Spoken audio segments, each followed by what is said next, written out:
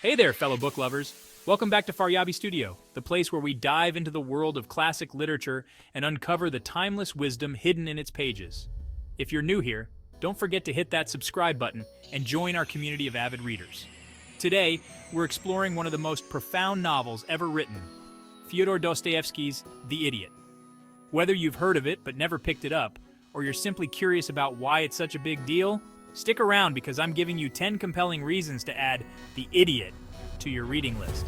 We're talking about a book that's going to make you think, make you feel, maybe make you want to throw it across the room, but you'll pick it right back up again. Trust me.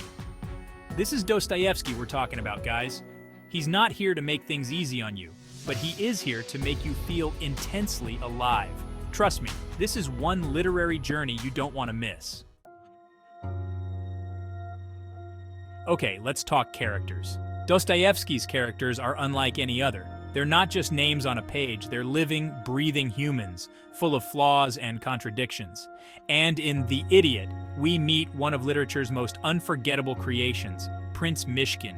Imagine a character so innocent, so genuinely good, that he seems completely out of place in the world. That's Myshkin. He's almost childlike in his purity, and he throws everyone around him off balance. The thing is, Myshkin isn't just some naive simpleton. He sees the world with a clarity that others lack, and he forces them to confront their own hypocrisy. Through Myshkin, Dostoevsky asks us to consider what it truly means to be good in a world that often seems to reward selfishness and greed. Is it possible to maintain your innocence in a world that's constantly trying to corrupt you? That's the question that haunts Myshkin, and believe me, it'll haunt you too. Now, Dostoevsky was a master of psychological realism. He was fascinated by the human mind in all its complexity and darkness. And The Idiot is like a deep dive into the psyches of its characters. We're not just talking about everyday thoughts and feelings here, we're going deep. Dostoevsky explores mental illness with a sensitivity and insight that was rare for his time. He doesn't shy away from the pain, the confusion, the utter despair that can accompany these conditions. But he also shows us the humanity of those who suffer. Beyond mental illness, Dostoevsky grapples with existential crises, the kind that keep you up at night wondering about the meaning of life, the existence of God, the nature of good and evil. These are questions that have haunted humanity for centuries, and Dostoevsky doesn't pretend to have all the answers. But he forces us to confront these questions alongside his characters, to wrestle with them, to feel their weight. Here's the thing about The Idiot. It's not just a story, it's a philosophical meditation disguised as a novel. Dostoevsky was grappling with some of the biggest questions facing humanity, and he uses his characters and their relationships to explore these ideas in a way that's both intellectually stimulating and emotionally engaging. We're talking about the nature of good and evil, the meaning of suffering, the possibility of redemption. Dostoevsky doesn't offer easy answers.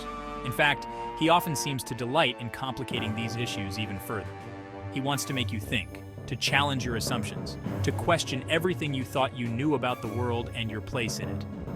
Reading The Idiot is like having a conversation with Dostoevsky himself. It's intense, it's challenging, but it's also incredibly rewarding. You'll walk away from this book with your mind buzzing, your heart full, and a whole new perspective on the world.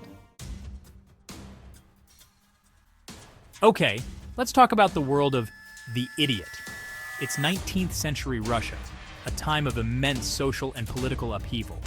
Dostoevsky was deeply critical of the society he saw around him, particularly the hypocrisy and moral decay of the aristocracy. And he doesn't hold back in The Idiot. Through his characters and their interactions, Dostoevsky exposes the emptiness and superficiality of high society. He shows us how wealth and status can corrupt even the best of intentions, and how often those in power are more concerned with maintaining their own privilege than with helping those less fortunate. But Dostoevsky's critique isn't limited to 19th century Russia. The themes he explores, social injustice, economic inequality, the abuse of power, are sadly just as relevant today as they were then. The Idiot serves as a powerful reminder that the problems we face today are often rooted in the past, and that we still have a long way to go in creating a more just and equitable world. Let's be real, folks. Dostoevsky is not known for his lighthearted romps through the countryside. The Idiot is going to hit you right in the feels, and it's not going to apologize for it. This is a book that will stay with you long after you finish the last page. You're going to feel everything: compassion for Mishkin and his naive attempts to navigate a world that doesn't understand him, frustration at the characters' self-destructive tendencies, empathy for their struggles, and a deep, abiding sense of despair as you witness the tragic consequences of their actions. But here's the thing: even in the midst of all this darkness, there are moments of genuine beauty and hope. Dostoevsky reminds us that even in the darkest of times, the human spirit is capable of great love, compassion, and even redemption. Okay, let's talk about Dostoevsky's writing. It's not for the faint of heart. It's dense, it's intense, it's full of long, winding sentences that seem to go on forever. But trust me, it's worth the effort. Dostoevsky's narrative structure is masterful. He weaves together multiple storylines, jumping back and forth in time, keeping you on the edge of your seat, wondering how it's all going to come together. And his descriptions are so vivid, so detailed, that you'll feel like you're right there in 19th century Russia with these characters. But it's the dialogue that truly sets Dostoevsky apart. His characters don't just talk, they debate, they argue. They dissect every aspect of life, love, and the human condition with a passion and intensity that's almost unsettling. Reading The Idiot is like watching a masterclass in dialogue, and it'll change the way you think about writing forever. One of the reasons why Dostoevsky is still so relevant today is that he tackles timeless themes. These are the big questions, the ones that have haunted humanity since the dawn of time. And in The Idiot, he explores these themes with a depth and complexity that's rarely seen in literature. The conflict between innocence and corruption, the nature of good and evil, the search for meaning in a seemingly meaningless world, these are just a few of the themes that Dostoevsky grapples with in The Idiot. And, well, he doesn't offer easy answers. He forces us to confront these questions alongside his characters, to wrestle with them, to feel their weight. The thing is, these are not just abstract philosophical concepts. They're issues that we all face in our own lives, whether we're aware of it or not. And that's what makes The Idiot so powerful. It forces us to confront these issues head-on, to examine our own beliefs, and to consider the choices we make in our own lives. One of the things that makes Dostoevsky such a challenging and rewarding writer is his embrace of moral ambiguity. There are no clear-cut heroes or villains in The Idiot. Everyone is capable of both great good and great evil, and often it's difficult to tell the two apart. Take Mishkin, for example. He's presented as a Christ-like figure, a beacon of innocence and purity in a corrupt world. But even Mishkin is capable of making mistakes, of causing harm, of acting in ways that are far from saintly. Dostoevsky forces us to confront the complexity of human nature, to acknowledge that even the best of us are capable of darkness.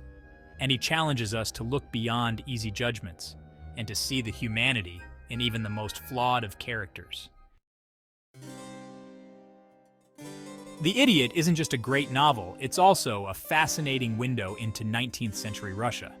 Dostoevsky was writing during a time of immense social and political change, and his novels reflect the anxieties and uncertainties of that era. Through his characters and their interactions, we get a glimpse into the lives of ordinary Russians, from the aristocracy to the peasantry.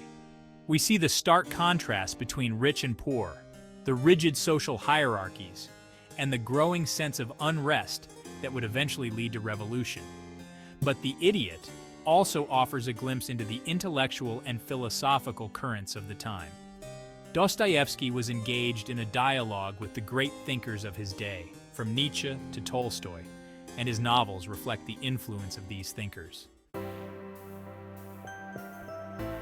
The Idiot isn't just a great novel, it's a novel that has had a profound influence on literature and culture.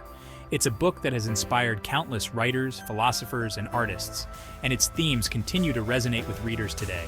From Albert Camus to Haruki Murakami, writers from all over the world have cited The Idiot as a major influence on their work, and it's not hard to see why.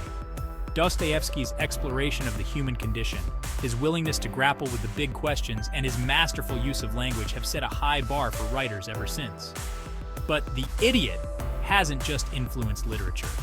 Its themes have also found their way into film, music, and even video games. And there you have it, 10 reasons why The Idiot should be your next read. Whether you're a seasoned reader of classic literature or someone looking to explore deeper themes in your reading, The Idiot offers something truly unique and enriching. If you've read The Idiot, I'd love to hear your thoughts in the comments below. And if you're planning to read it now, let me know what excites you most about this book. Don't forget to like this video if you found it helpful and subscribe for more literary content. Thanks for watching, and as always, happy